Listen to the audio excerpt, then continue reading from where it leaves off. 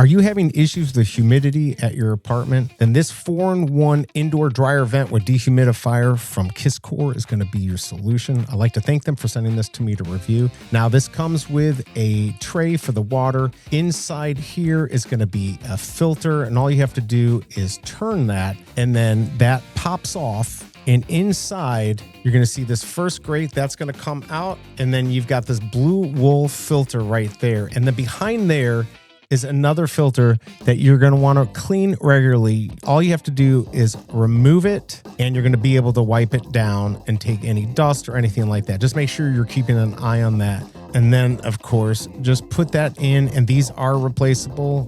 Put that on there, and the top piece is going to go in, and it is going to lock in place, which you're going to want to do. There's the on-off switch right there.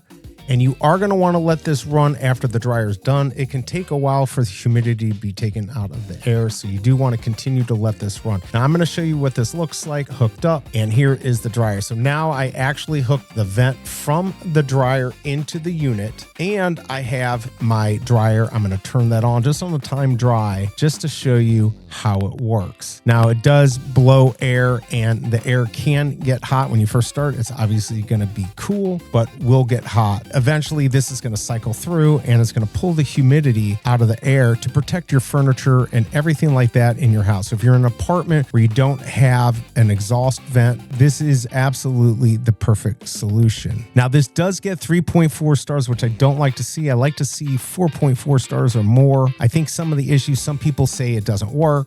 Others say it doesn't dehumidify enough. Seem to work for me. 100 plus of these were bought last month, so I'm not showing that they're getting returned. The big thing to remember is it's important to either mount this on the wall or on the side of the dryer. I hope this review helps, and I'll see you next time.